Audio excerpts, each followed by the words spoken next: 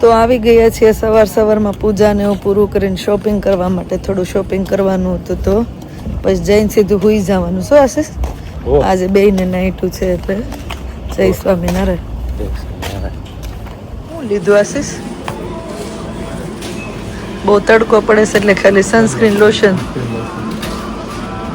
છોકરાઓને સ્કૂલમાં મંગાવ્યા છે. કા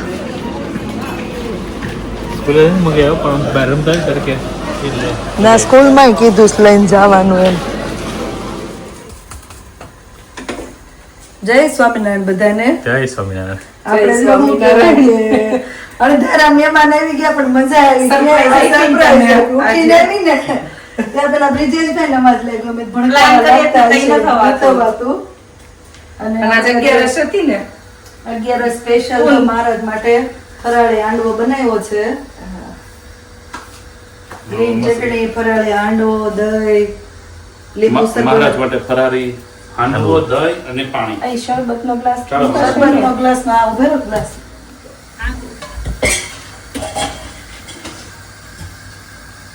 ગરમા ગરમ બેટર રેડી કરી દીધું એમને. બેટર તો શું કહેવાય કે આપણે દર વખતે રેડી કરવી, પણ આ વખતે બધાની કમાલ છે. ભગવાનની દયાત બની ગયો હારો.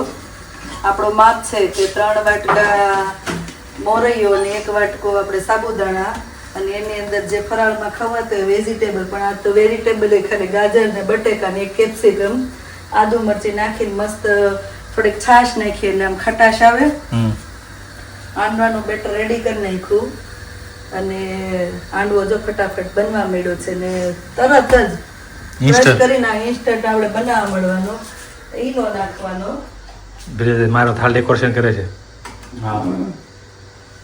સ્વાતિ કહે છે ને ભગવાનને ઠંડુ ઠંડુ શરબત એની ગરમી પણ એક બાસી ઉપર કરી નાખો, એક બાસી આ ગ્લાસ મૂકવા માટે હાથમાં લઈ લો 2 ગ્લાસ. હવે થઈ ગયું મસ્ત. એક ગ્લાસ બંને ગ્લાસ નાખ. ચાલો મહારાજ જમવા પધારો.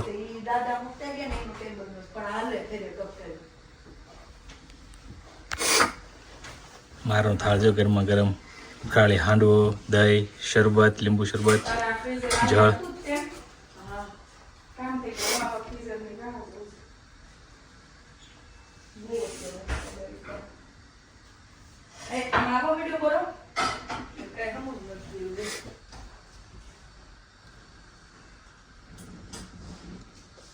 મારે ગાર્ડન પાર્ટી ચાલુ કરી દીધી. ગરમી જેટલી રહેવાતું નથી. આ ભીમ 11 નો ફરાર કરવા આવી ગયા છીએ. ભીમ 11 છે આજે? નહીં, મોટી 11 તો એ જવા કરી મેં. ભીમ 11 પત્તે રમવાની. હા, પત્તે રમવા. પત્તે ઈ તો હવે ગઈકાલ વહી ગયો. પત્તે રમાઈ ગયો છે, રમવાનો છે. કાલ રમવાનો કે આજ રાત રમવાનો? આગલી રાતે ચાલુ કરી દે. આગલી રાતે ચાલુ કરી દે. એવું ભૂલાઈ ગયું બધું. રમતા આપણે આમ પૈસા નહીં પણ આમ રમતા ખરા એના પૈસે. આપણે ઓલો અહીંયા છે નવો વેપાર રમવાનો, એટલે એમાં બધું આવી ગયું. નવો વેપાર આપણે મોનોપોલી આપણે એ રમવાનું એટલે એમાં બધું આવી ગયું. કેમ છો ભાઈ? બહુ મસ્તી ના છે. મેં તો સ્વાતિને કીધું કે સ્વાતિ આ રેસીપી શીખી જાજે તો ચેતનાભાઈ વાંચે. બહુ મસ્ત બન્યા છે ફરારી હાંડવો. ફરાળી હાંડવો મસ્ત થાય, ક્રિસ્પી થાય એટલે મજા આવે. પછી એવું થાય પેટ ભરાઈ જાય પણ મન ન ભરાય. પછી આ ઓલું વેજીટેબલ નાખ્યું ને તમને પેટમાં ઓલું ભારે ભારે નહીં લાગે એકદમ. અને હારે ભાભી મસ્ત ચટણી બનાવી છે. શેની બનાવી છે? બહુ મસ્ત ચટણી છે. ચટણી, દહીં અને શરબત. આ જામો પડી ગયો. જમાવો તે આવ્યા ઈ જ મજા આવે. કેદુ ના બધાને કેવી ને આવજો આવજો આવજો. જોબ હોય ને એમ નથી થવાતું. આ તો તમે આવ્યા રોકાઈ ગયા. સ્પેશિયલ પ્લાન કરવી ને તો નથી થવાતા. હિંકલી થી કોવેન્ટ્રી જતા હતા. હજી તો ટ્રાફિક લાઈટે પહોંચ્યા ને ત્યાં મેસેજ આવ્યો એટલે અમે લેસ્ટર બાજુ ટર્ન મારી સીધી. અને પછી મેં બ્રિજેશને કીધું, હું ફ્રી થઈને તમે બ્રિજેશને ફોન કર્યો તો કે મારે વાર છે તું હાલી જા. હું હાલતી વહી હાલો આવજો તમે બધા બેહો અમે જાવી. હાલો જય સ્વામિનારાયણ. પપ્પાએ ગાડી ચમકાઈ દીધી જો સાફ કરીને. આવું છે? હું ઘણી વાર કહું હાલ ને 2% તું વાતો કરાવશે ત્યાં હું ઓલાને ચેક કરીને વહી આવું એમ.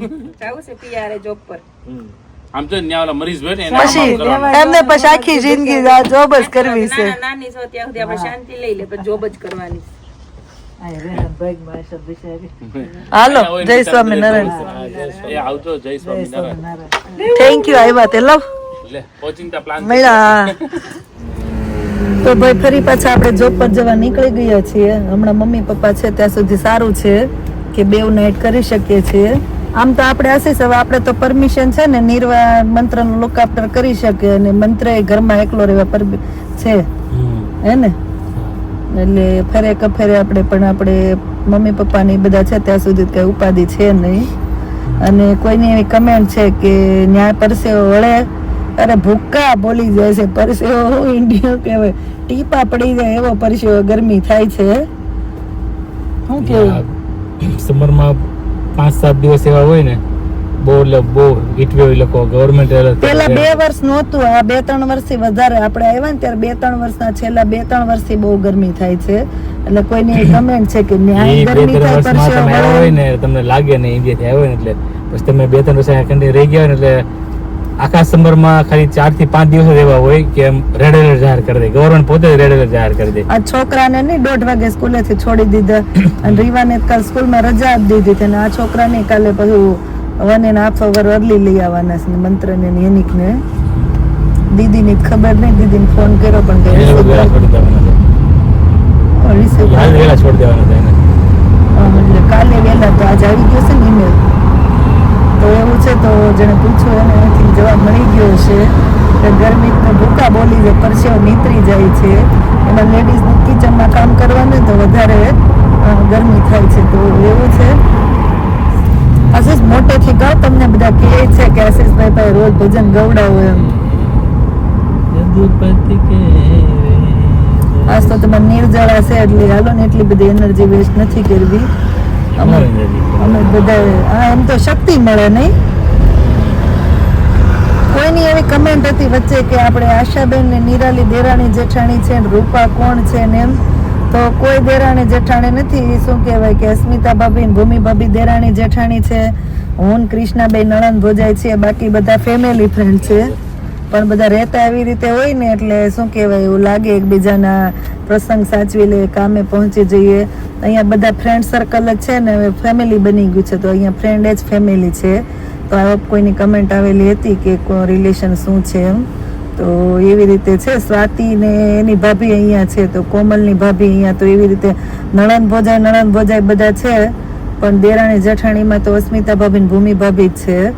તો એવું છે. તો આ ઉપજણે પૂછ્યું એને જવાબ મળી ગયો છે. એસી ચાલુ હોય ને ગાડીમાં તોય રહેવાતું નથી. તમે પછી કરી નથી અત્યારે એસી. જરૂર લાગતી નહીં મોલે. મારી ગાડીમાં તો હાલે, તમારી ગાડીમાં 400 નો ખર્ચો સાચી.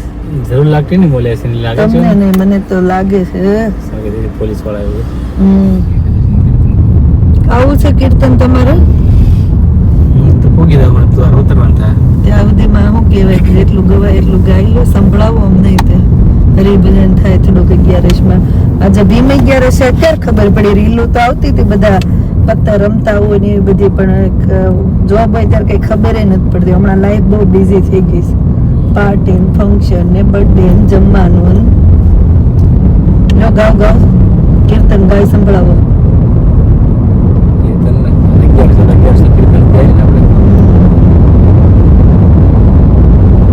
બોલ સ્વામિનારાયણ ભગવાનની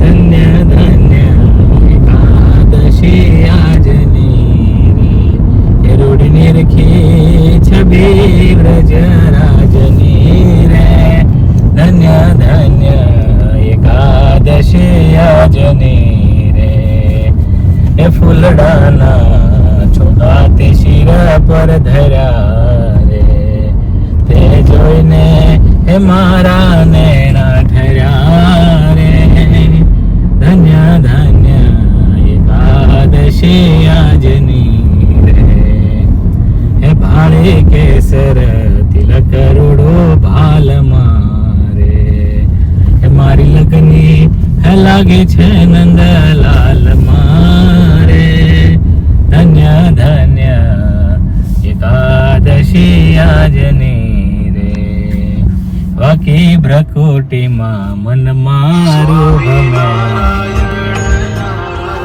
હાલો ફોન આવ્યો તમારે સરસ હોટલી આપણે જઈ સંભળાયો મારી ત્યાં મંજિલ આવી જાય. તો હવે આવી ગયા છે જોબ પર, અને જોબ પર જો આપણે શું કહેવાય કે લાઇટ ને એવું બધું વધારાની બધી બંધ રાખેલી છે ગરમીના લીધે, અને હવે બ્લોગનો અહીંયા એન્ડ કરી દઈએ. મળીએ પછી નવા બ્લોગમાં. Thank you for watching and C you hour next blog. જો બ્લોગ સારા લાગતા હોય તો જલ્દીથી લાઇક શેર અને સબસ્ક્રાઈબ કરી દેજો. ધ્યાન રાખજો તમારું. Good night and bye bye.